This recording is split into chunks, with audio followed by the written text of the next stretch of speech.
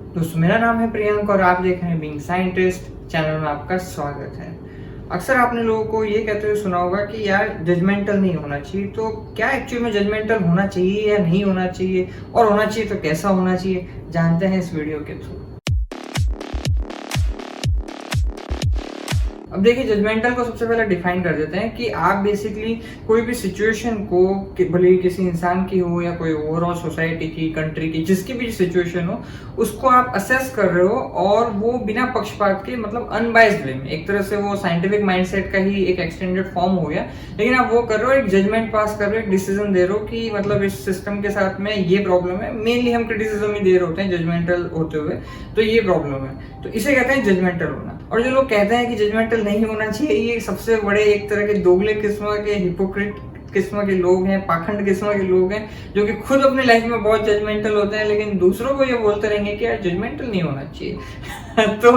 मतलब मैं ये कहना चाहता हूँ कि क्या आपने अपना जो फ्रेंड सर्कल बनाया था तो आप जजमेंटल नहीं हुए थे? क्या आपने जब यूनिवर्सिटी को सेलेक्ट की तो जजमेंटल नहीं थे? क्या आपने जिंदगी में कहीं भी कोई कंपनी वगैरह देखी थी या कुछ भी ऐसा किया तो जजमेंटल नहीं थे? क्या आपने पर्सनल लाइफ के डिसीजन लिए तो क्या जजमेंटल नहीं थे? जजमेंटल थे, और हर कोई होता ही है, तो कोई बुराई नहीं है जजमेंटल होने में। तो सबसे पहले तो इस बात को एक्सेप्ट करो कि जजमेंटल होने में कोई बुराई नहीं है, and one must be judgemental, specially in the world जहाँ पे लोग मतलब आपको बेवकूफ बनाने के लिए ही बैठे हैं ज्यादातर आजकल, क्योंकि डिजिटल वर्ल्ड के थ्रू, और आपको पता नहीं क्या क्या बेच देंगे एक ग्लैमर के साथ, इमोशन एक डाल देंगे ग्लैमर के साथ, और आपको कुछ भी बेच देंगे। तो क्या आपको जजमेंटल नहीं होना चाहिए? सर्टेनली जजमेंटल होना चाहिए। लेकिन अब समझते हैं कि यहाँ पे दो किस्म के मतलब जजमेंटल होने का एक तरह से लेयर है, जिसको मैं अनफोल्ड करना चाहूंगा। तो पहला लेयर तो ये है कि आप बेसिकली लेट्स से किसी इंसान को आप ले रहे हैं और जजमेंटल होके आप उसकी बुराइयों पे बुराइयां करे पड़े हैं, उसको नीचा दिखा रहे हैं, उसको सोसाइटी में उसको ताना दे रहे हैं, उसको मतलब जगह जगह आप मतलब उसको कहते हैं ना, कैरेक्टर असैसिनेशन करने पे लगे हुए हैं, उसका मतलब चरित्र बिल्कुल विच्छेद कर देंगे आप एक तरह से मिला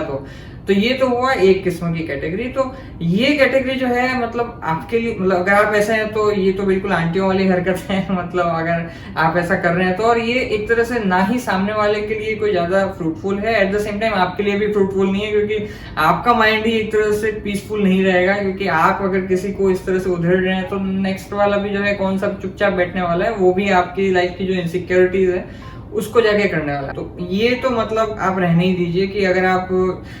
अगर मतलब आपके अंदर कोई इंफीरियरिटी कॉम्प्लेक्स है और अपनी ईगो सेटिस्फाई करने के लिए आप किसी को नीचा दिखा रहे, तो ये तो मतलब घिनौने किस्म के लोग हैं। आप इनकी तो बात ही छोड़िए, मैं इनकी तो बात ही नहीं करना चाहता, और इस तरह के जजमेंटल तो आप होइए ही मत। अब दूसरी कैटेगरी की बात करते हैं जहाँ पे ये इंसान भी जजमेंटल है, और मैं भी इसमें फॉल करता हूँ। तो ये जो है कुछ इस तरह से है कि यहाँ पे आप सीखने के माइंडसेट से कर रहे हैं। यानी कि अगर मान लीजिए आपने किसी और की लाइफ देखी, फॉर एग्जाम्पल कि आपकी शादी नहीं हुई है और आपने देखा क्लोजली कि बेसिकली एक्स्ट्रा मैरिटल अफेयर किसी ने किया, तो उसकी लाइफ कैसे कॉम्प्लिकेट होती चली गई, या कैसे वो मतलब रातों की नींद चैन मतलब खो गया, ये सारी चीजें आपने देखी, और वहां पे आप अगर जजमेंटल हो रहे हैं तो अगेन एक तरीका है कि आप मतलब नीचे दिखाने के लिए सामने वाले को बोले वो ठीक है, वो आप छोड़िए। दूसरा ये है कि आप ये समझें कि बेसिकली इस तरह से होने से लाइफ कितनी खराब या कॉम्प्लिकेटेड हो जाती है, उसको समझने की कोशिश कर रहे हैं, ताकि आप अपनी लाइफ में जब ऐसी सिचुएशन में उतरे तो आप सतर्क रहें कि आप न करें। इसी तरह से और भी अलग अलग स्फीयर हो सकते हैं कि आपका खुद का कोई रिलेशनशिप है, तो वहां से अगर आप कुछ जजमेंटल होकर सीख रहे हैं कि यार मतलब यहाँ पे इस तरह से रहने से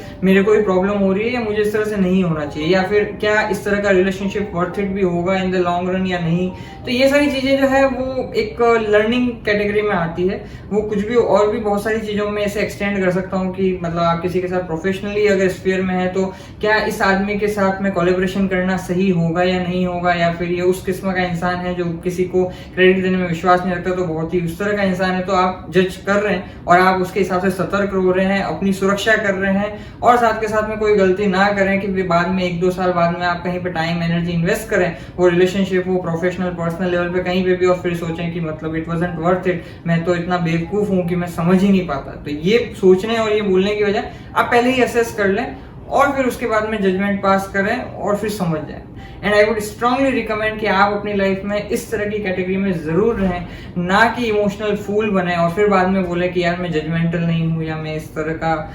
नहीं हूँ इंसान कि मैं दूसरों को जज करूँ। अब उसके बाद में आपकी चॉइस है कि बेसिकली आपने अगर जजमेंट पास किया है किसी भी तरह के प्रोफेशनल पर्सनल स्पेस के अंदर, तो वहां पे आप सामने वाले को जाके कम्युनिकेट करना है कि नहीं करना है, मतलब was is that very important और नॉट। और पर्सनली अगर मेरी कोई लाइफ में कोई क्लोज वन है तो मैं जाके बताता हूँ, otherwise it does not matter to me, तो फिर मैं समझ जाता हूँ and I just move ahead. And आपकी वो चॉइस है, और कैसे कम्युनिकेट करना है कि मतलब स्ट्रेट फॉरवर्ड वे में, डिप्लोमेसी, ये सब तो इस पे मैं पहले बता चुका हूँ, वो भी आपकी चॉइस है आप कैसे कम्युनिकेट करना चाहेंगे। But be judgemental and be in the second category, not in the first category. Don't behave like aunties please. और अगर आप फिगर आउट करते हैं कि आप तो एक अच्छे माइंडसेट के साथ बता रहे हैं लेकिन सामने वाला उसे एक अलग ही माइंडसेट के साथ ले रहा है कि ये मेरे को नीचा दिखाना चाहे, तो फिर भैया ऐसे मतलब लोगों को अपने हाल पे छोड़ दें, क्योंकि ऐसे लोग का खुद का तो ग्रोथ माइंडसेट होता नहीं और उन्हें यही लगता है कि सामने वाला मतलब ऐसे ही बिहेव कर रहा है, तो जस्ट लेट इट बी, खुश रहने दो उन्हें अपने ही स्पेस के अंदर, क्या फर्क पड़ता है ना। And at the same time अगर आप लोगों को बता रहे हो तो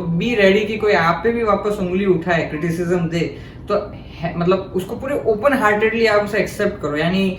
बजाय कि दूसरे दिन, इससे पहले तो मैं यही कहूंगा कि आप इंट्रोस्पेक्ट करो, क्योंकि ऐसा नहीं है कोई मैं परफेक्ट हूँ, मेरी लाइफ में भी बहुत सारी गलतियां हुई है, बहुत लोगों ने मुझ पर भी उंगलियां उठाई है, लेकिन वो उठाए उससे पहले मैंने ही अपने अंदर खुद ही कई बार उठा ली, और कई बार मैं रियलाइज नहीं किया तो लोगों ने रियलाइज करवाया, तो I am okay with that, I am fine with that, मेरे को कोई प्रॉब्लम नहीं है, लेकिन दैट मस्ट बी जेन्युइन। और धीरे धीरे आप इसी के हिसाब से खुद भी ग्रो करते जाओगे, और अगर कोई बहुत क्लोज वन है तो वो भी आपके साथ ग्रो करता जाएगा। So I believe it's completely okay to be judgemental as long as your mindset is focused on growth, on learning, and that's what my opinion is. बाकी rest I leave it to your wisdom. So आज के लिए इतना ही, फिर आपसे मुलाकात होगी। जय विज्ञान।